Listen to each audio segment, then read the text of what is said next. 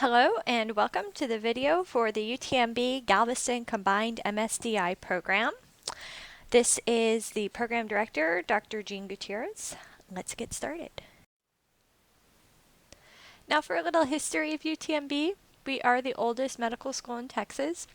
We're part of the University of Texas, or UT system. We're an academic health science center, meaning that we integrate clinical practice with clinical education, so our students train in teaching facilities. And we have 4 schools: the School of Medicine, the School of Nursing, the Graduate School of Biomedical Sciences, and the School of Health Professions, where the UTMB MSDI program is housed, along with physical therapy, occupational therapy, and a number of other health professions. This is a little picture of our faculty. In the top left, we have Dr. Blake Rasmussen. He's our fearless leader. To his right, we've got Doug Pettin-Jones. He has a fantastic accent because he's from Australia. Those two both do a lot of protein metabolism research, and they're full professors. Then the rest of the faculty you see here are assistant professors. Dr. Liz Lyons is female on the top, and she does physical activity research. All the way to the right is Dr. Christopher Fry, and he does bench science in transgenic mouse models that are models of aging and sarcopenia. On the bottom, on the left, we have Professor Shay Robertson.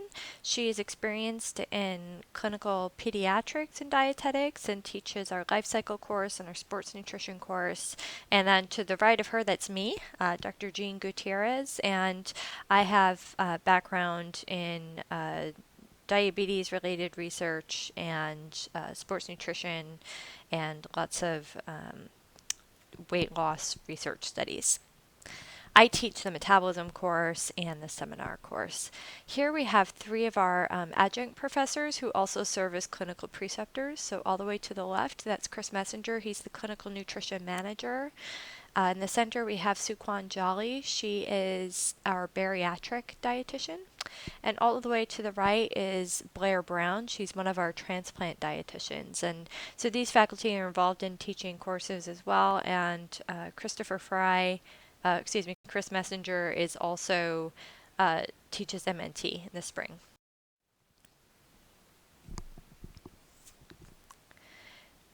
So if you're not familiar with Galveston, we are actually a long skinny island in the Gulf of Mexico. So we are all the way on the east end of the island, and we're about an hour away from Houston, the center of Houston, with no traffic. So the island is about 26 miles long and roughly 2 to 4 miles in width along the length of the island, depending on where you are. So most students tend to live about within a mile or 2 of the university on the east end. So this is the aerial view of our campus. You can see all the water. Most housing is roughly a mile away from the beach that's close to the university. So it's pretty pleasant. I like it here. I'm from New York, and it's a nice change. It's humid though, hot and humid. Okay, around UTMB, this is our brand new Jenny Seeley Hospital. It opened in the late spring of 2016. So this is our primary teaching hospital for clinical dietetics. Here we have our old hospital, which is John Seeley Hospital, and we still have some patients. It's being rehabilitated, but we still have some patient care units like the adult burns. Here's our medical library. One advantage of doing your dietetic internship in combination with the graduate program are all the academic resources you have in this setting. So a medical library is definitely an advantage for students. And then this building is the School of Health Professions, School of Nursing building. It's where all of the faculty offices are and where students have their classes. We are a newer MSDI program. We're recruiting for our 4th MSDI class. So in the fall of 2016, we brought in our 3rd class that matched last spring. And so now we're looking for our 4th class. We are only participating in the spring match, so our next opportunity to apply is for spring match. So that application opens up in December on DICAS. And so this class that matches in the spring of 2017 will start classes late August and then complete the program in fall of 2018, so December 2018. So it goes from August 2017 to December 2018. So it's 4 semesters. And it's about 16 months long altogether. So there's a number of 1 or 2 week breaks planned throughout the program, and almost a month in the winter. It follows a regular academic schedule before the rotations kick in full time. So that's kind of a nice perk. We took 17 interns this year. We'll probably take about the same this coming year. For each year, the proportion that comes from the first round versus the second round is different. For the class of 2016, they were all matched in the first round, so we were full and didn't do any second round applications. This year, this new class, about half of them are coming from second round, so it changes every year. So the first 2 semesters are primarily coursework. The first semester is all coursework. We'll see that in a minute. We'll get into the details of this in a second. But the last 2 semesters, the summer and the final fall semester, are primarily internship. So this is what the first semester of our program looks like. You take evidence-based practice, which is really learning more about the details of research. Our program does have an emphasis in clinical and translational research. So Dr. Chris Fry will teach you more about statistics and kind of picking apart papers and some resources that will help you in your training for evidence-based practice. Advanced nutrition and metabolism is kind of a brush up of your undergraduate nutrition knowledge. I teach this course. We also kind of practice presenting and really getting into the research and understanding it and criticizing it. Professor Shay Robertson teaches the life cycle course, and she emphasizes on the kind of the ends of the life cycle, so pediatrics and geriatrics. And then we have a 1 credit online ethics class that looks into some of the Academy's ethics resources, but then also students complete their city training for research in that course as well. In the second semester, our clinical nutrition manager will teach advanced medical nutrition therapy. So he's been at UTMB for about 15 years, has a lot of clinical experience. Dr. Liz Lyons will teach weight control management, and she does a lot of weight-related research, physical activity apps, and gadgets. So she's really fun, and that class has an emphasis in counseling skills and motivational interviewing as well. Nutrition and metabolism in sports and exercise is taught by Professor Shay Robertson, and she's a triathlete, so she really likes teaching that sports nutrition course. I teach the seminar, which is really student focused in terms of honing your presentation skills. There's a little bit in the earlier semesters, but this class is all kind of discussing research. Students also start one internship rotation in the spring, and that's different for each student. Throughout the program, students are going through different rotations at different times. So a good example of a rotation that might be started in the spring is research. That works really nicely while students are still going to class. Most of those opportunities are on campus. And other options are food service, school and hospital food service, clinical 1 potentially, or a community rotation in the spring. The student decides which course they want to do and will kind of find a placement based on their choice. In the summer, this is just a sample schedule. Remember, students in reality are going through these rotations at different times. So this is what a clinical, starting with clinical in the summer would look like, doing clinical 1. Most of our students do clinical 1 at the UTMB, John Sealy hospitals. We also have another hospital, small surgical hospital, that's opened up the road on I-45.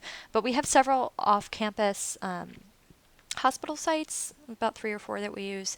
And sometimes students are curious as to, why they might be placed at one versus the other. Sometimes we have local students, meaning that they're coming from like the Houston area. So if they are coming from Houston, and they live in Houston, I try to place them closer to Houston. But there is a chance that if you come here from out of state, even that you might be placed at a Clinical One site that's not on the UTMB campus, but it will be within 40 miles of the campus. The chances of being placed off campus are not high, but it could happen. Clinical 2 or specialties, we're going to go into those, but that's typically 2 3-week rotations. There are some exceptions to that. You'll see here that next to each of these rotation courses, which if you go on our website, these are all the 5,000 level courses. So students here get academic credit for the internship rotations. That's not true everywhere. I did my combined MSDI a little over 10 years ago, and I didn't get any academic credit for the internship.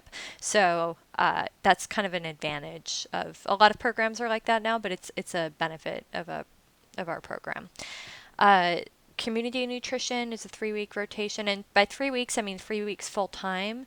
So in the spring semester, when students are also taking classes, they're actually rotating part time, so that the weeks thing doesn't apply. So it's about a 40-hour work week. So the community rotation is 120 hours. The clinical rotations are each 240 hours minimum hours for those rotations. Okay, sample schedule for the fall.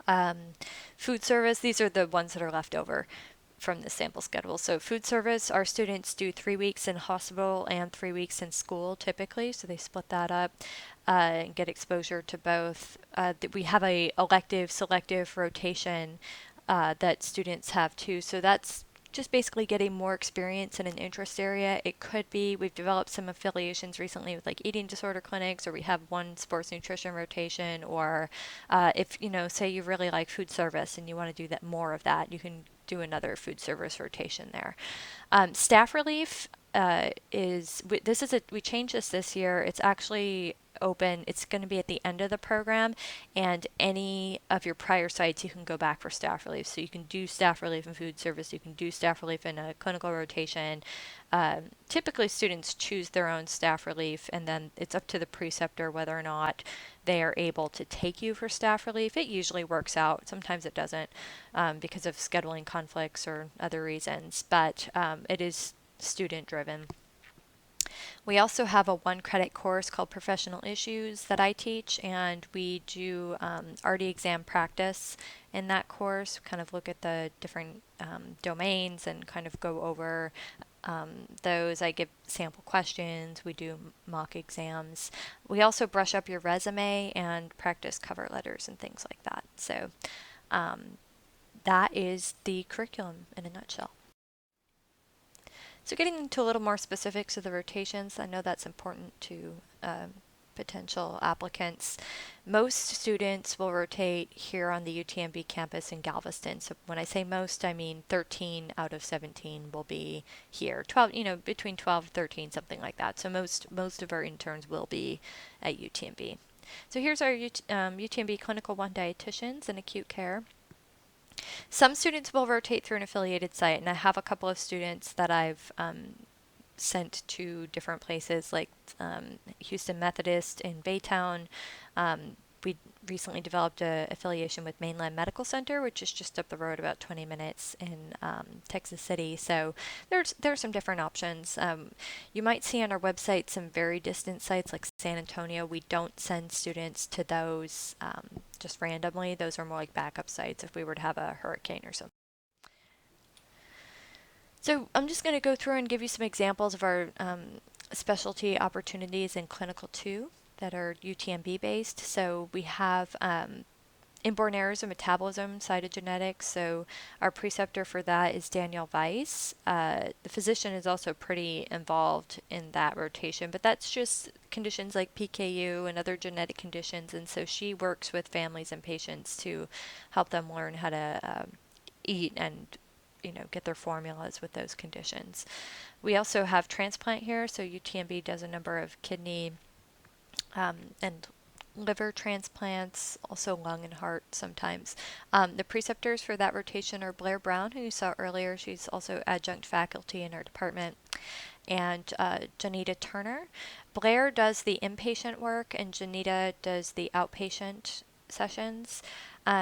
This is a really interesting rotation because students get to round with the medical team every day, and sometimes they get to sit in on meetings where organ decisions are being made in terms of who's going to receive the organ or whether or not people are eligible. I think it's really interesting.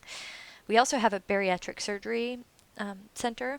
So our preceptor, we actually have about 2 full-time equivalents in bariatric surgery right now. So Suquan kind of leads that bariatric dietitian team. She's an excellent counselor and is great at motivational interviewing. So students in this rotation get a lot of weight loss, group education experience, and motivational interviewing experience. We also have renal rotations. Jane Lewis is our inpatient dietitian. She has many years, 20, 30 years of dietetics experience. She's a really great preceptor. Also, Helen Carr works part-time with us, and she does home visits for dialysis patients. So students get to go with Helen one day a week during their renal rotations. So far, all these rotations I've talked about are roughly 3 weeks full-time, so a minimum 120 hours, and they're all at UTMB clinics.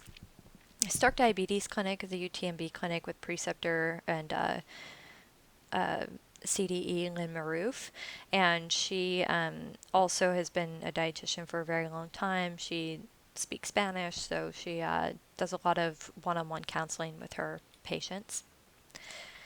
Special Pediatric Services is an outpatient pediatric clinic based at UTMB for kids with special needs. So Stephanie Barron leads that clinic.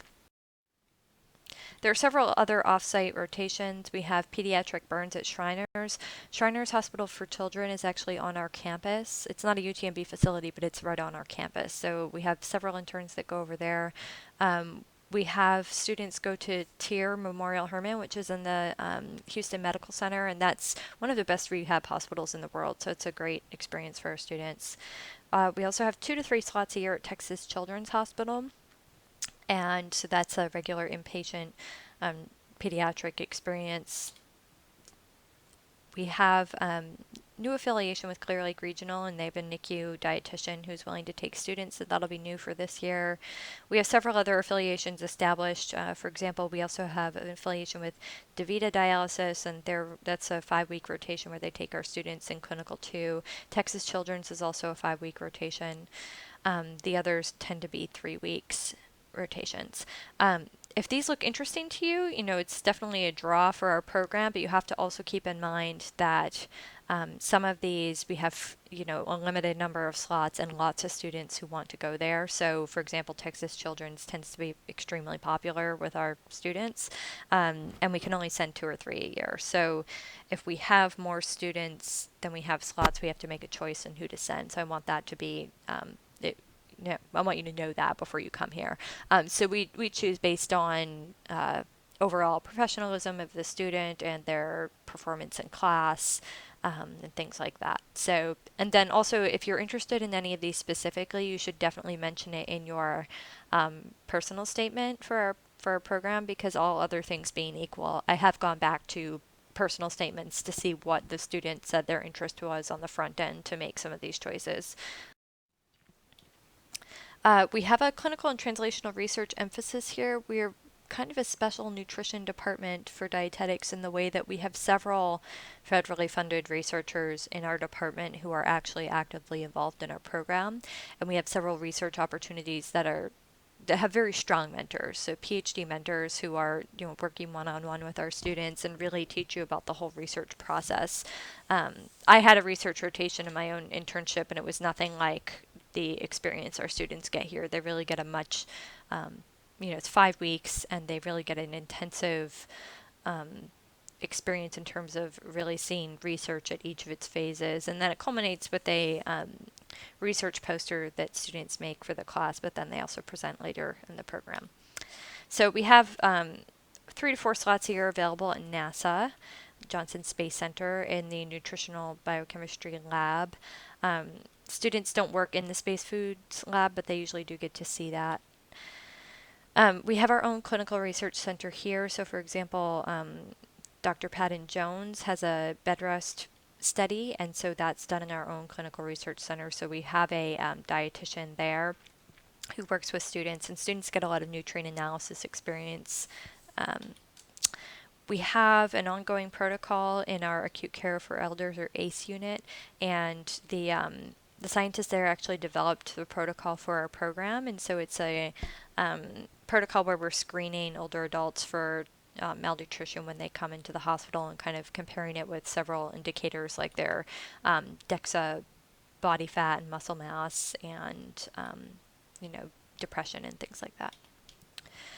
As I mentioned previously, Dr. Lyons studies physical activity games and also, monitors like the Jawbone or Fitbit. So, um, Dr. Fry is a muscle physiologist, and so he does bench science. He has his rodent colony, and he studies transgenic models of sarcopenia. So, in his mice. So for students who are very biochemistry minded, that's a good rotation for them. We do have other research opportunities at UTMB through our department. We are hoping we scored really well on a big grant that'll be a big physical activity research training grant. So our students, if that goes through, our students would definitely be involved with that work. Okay, community rotations. We have several WIC sites through UTMB, so some of our students do that. We have opportunities at the Houston Food Bank, which is an amazing facility. We also have the Galveston Food Bank on the island. Then there's the Galveston County AgriLife Extension, which serves all of Galveston County, and so that's a lot of like community wellness and community programming. UTMB also has the Osher Lifelong Learning Institute, so it's for older adults, and they can come and learn about how to cook, and they do exercise classes and really cover every topic. But our students are more involved with the physical activity and cooking components rotation. Okay, so let's go into the costs. If you're a Texas resident, the fees, tuition and fees for this internship combined program are really a good deal. These fees are for the tuition and fees are for the entire program. So if you're a Texas resident, the entire program, all 4 semesters, is roughly based on this year's tuition and fee schedule is about $14,000, which is pretty good. If you're a non-resident, substantially more expensive. I think it's still kind of on par with comparable programs around the country, so I think it's still fair. But you can kind of look up the fee schedule yourself. We don't have a separate internship fee, so all the fees for the internship in terms of doing the internship are wrapped up into our regular tuition and fees, and students get tuition or graduate credit for the internship. Rent and utilities in Galveston. This is my ballpark. This is for a decent place if you want to live by yourself. You can probably find something for about $800 a month. If you're going to, most of our students don't live alone; they live with other students, which brings down the costs a lot. It's not expensive. It's pretty typical for Texas, so the cost of living is low here, generally speaking. We do have other smaller fees that you should be aware of. So we require a background check before matriculating. After match, I do require students to complete the UTMB School of Health Professions application. That's not to apply to the program, but to just get into our academic system. So I approve those personally after match, but it does have a fee associated with it. Fingerprinting fees. Increasingly, schools are requiring fingerprinting for any intern. Drug testing. Some offsite hospitals and clinics require a special drug test, and then reference books and books for class and things like that. So if you want a comprehensive list of fees, go to our website. You can see it there. You will need a reliable car, so that's absolutely non-negotiable. You won't be able to function in your internship without a reliable car, so that's a must. Okay, we do have some scholarships here. There's some that are department committee awards. We do have, the biggest one is a full scholarship. It's called the Dean Scholarship. It includes all tuition and fees. And we use this as a recruiting scholarship, meaning that we identify the student who will receive this award or who we intend to award it to in the general application review. So that goes to one student a year, so it's limited. But if the student we plan to award, I'll let them know before the re-ranking period so they know whether or not they're competitive for that. We have some smaller scholarships, and these are things that all students can apply to uh, after match. So you would get communication from UTMB about these after being kind of fully in our system. There's some that you can actually apply for directly, and it'll be the same actual scholarship application for a department one, so it won't look different to you, but they're actually awarded differently. And then there's some throughout the year that faculty can nominate students for. Some of our students have also been successful in gaining academy scholarships, so the Texas Academy has some, and then the National Academy has some as well. So, if you're interested in knowing whether or not you might be competitive for that Dean Scholarship, here's kind of some traits that the strong candidates typically have. Every year, their GPAs are usually at least 3.7. Um, the minimum required GPA is a 3.5, so you can't be considered without at least a 3.5. We tend to prefer, because of our emphasis in clinical and translational research, we tend to prefer students with research experience in this department, and publications are great if you have them. We definitely value work and volunteer experience in nutrition, and we value those about equally. I know some programs prefer the paid work. I don't think it matters. Obviously, having a positive attitude. This student has to represent us sometimes at luncheons and things like that. So we're looking for someone with a really great personality. So it would definitely be after the interview that we make this choice. Uh, so exceptional communication skills are a requirement. In applying to UTMB, you'll use code 102 in the diecast system. Each year since we've existed, we've been getting roughly, say, 55 applicants in the first round. That's pretty typical. So I don't know what it will be this year, but about 55 tend to apply. So from those, we interview about half of them. So we're really looking for people we think can be successful here. And then if we think everything looks good, then we'll offer you an interview. And so I would make the contact for that. So traits we seek, we really, as I mentioned, like nutrition and research-related experience.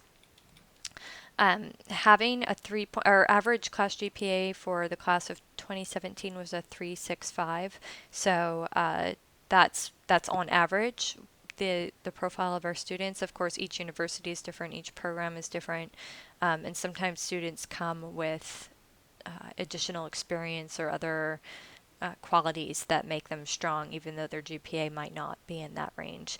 Typically, when students have a GPA that's significantly lower than a 3.5, they do have a year or two of nutrition-related work experience, and that is what is making their application more competitive. It would be difficult to be considered straight out of undergrad with a 3.0 without some other really significant experience. Typically, our students score on the GRE on average in the 50th percentile across the board. That's good. That's like kind of not hurting your application if it's at least in the 50th percentile. Some of our students have very, very high GREs, which is a bonus for them. But we also accept students with pretty low GREs, so we understand that it doesn't define the applicant. So I would say you really need to be at least in the 20th percentile across the board to be considered in the first round. To apply in the first round, you must have a GRE. We won't consider your application without it. And that's a hard and fast rule. We're just not going to look at it unless the GRE scores are on the application. And we also want to see your official GREs uploaded as an additional supplemental document in diecast. If we happen to go to the second round, that's the only time we'll consider applicants without a GRE. Okay, in the personal statement, we don't care if you answer any of those questions that are on diecast. In fact, that can kind of make the statement look a little awkward sometimes. So I would say when writing your statement for UTMB, ignore that part and just articulate meaningful interest in UTMB and explain why you match. Why are you a good fit for our program? What is our program going to offer you that fits into your passions and your interest area, and how are you going to benefit the program? How is your fit here going to make it better? We are defined by our students in the program. So tell us why you're going to why and how you're going to contribute to our campus and program.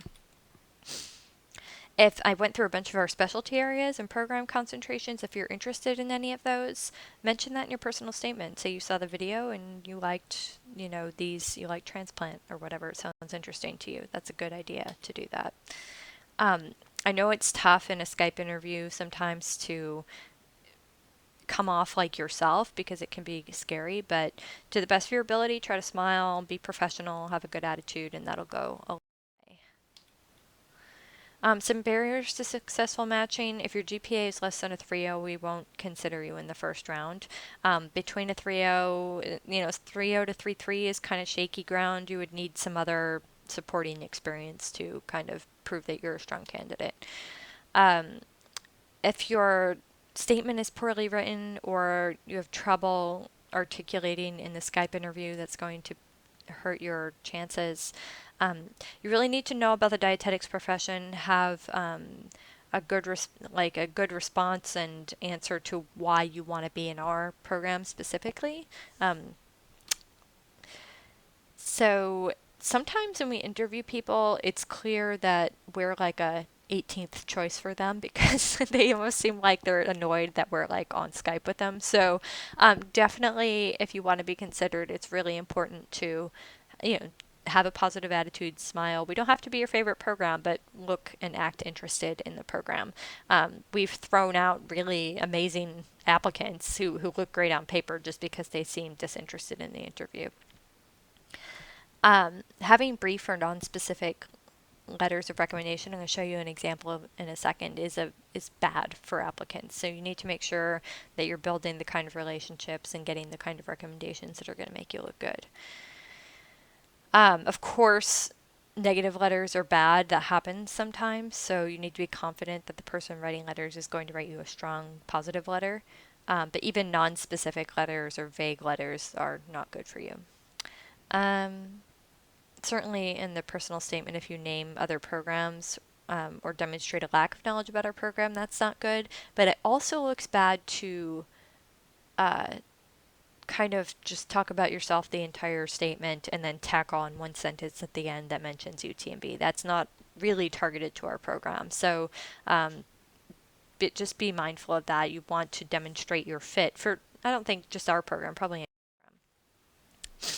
Okay, so this is an example of a non-specific letter that was very bad for an applicant. You can see that, it's like single checks across the board. That's more than satisfactory. It doesn't really, it indicates that they don't really know much about the student. And then in the applicant area, blank was a student in my MNT course. She performed well on the assignments and exams. Like that's really kind of a sad letter. So you want to avoid getting this. It's clear that in this case the person just didn't know them well enough to write a good letter. So in asking, you can also ask things like, do you feel like you can write a strong letter? Questions like that. So in the past, I'm going to show you how we've scored the DICAS. So we do value Spanish, fluency in Spanish a lot. If you claim fluency in Spanish on your application, that might be tested in your interview, so be careful with that. But we have a lot of, for example, Shriners on campus is vast majority of those patients and their families speak exclusively Spanish, so it's really helpful to have an intern that speaks Spanish to go there.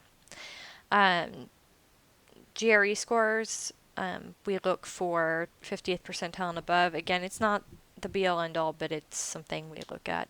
DPD GPA, 15%, science GPA, 5%, related work experience, could be volunteer or paid work, 15%, personal statement, 15%, letters of recommendation, 15. Other factors are things like in the past, we've given extra credit for like military experience. Another example is a applicant who had already graduated from another UTMB program. She was like very rah-rah UTMB and like really excited about our program. So that was kind of a little bump for her. So things like that. The Skype interview actually carries equal weight for us as the diecast, so uh, the diecast just kind of gets your foot in the door for an interview, basically. And then we kind of weight those two equally. And then as a group, an admissions committee, the admissions committee is like 10 to 12 people. So it's me, other faculty, scientists, and preceptors. And I kind of split those people into equal groups so that the different types of people, so all the groups will have at least one faculty member and one preceptor. And then several people are evaluating all the applications. We have a form and SurveyMonkey that we fill out. I ask each of the groups to put forward, 7 or 8 people that they think should be interviewed, and then we interview all those people, and then we kind of score them during the interview, and then as a group we decide how we want to rank our applicants. So if you do match to UTMB, you'll find out on notification day because we use diecast and D&D Digital for matching. Um, if you do match, go ahead and accept it right away. And then I'll open up the School of Health Professions application. You have to complete that as soon as possible. Again, not a second round of evaluation. It's just to matriculate into the school and be officially your student. That's all it's about. So there are additional requirements like your immunizations, your background check, and things like that. So we'll give you more information about that if you were to. We do have open houses, which you can find out about on the School of Health Professions website if you want to attend. I usually end up going to several Texas schools, so I know I'll be at the College Station DI Fair, and I'm going to UT Austin for sure. So if your student group is interested in having me speak or Skyping, or if you just want to Skype with me individually or give me a call, please send me an email first and let me know what you're interested in or any additional questions you have, and I'll be happy to answer them. Thank you. Bye-bye.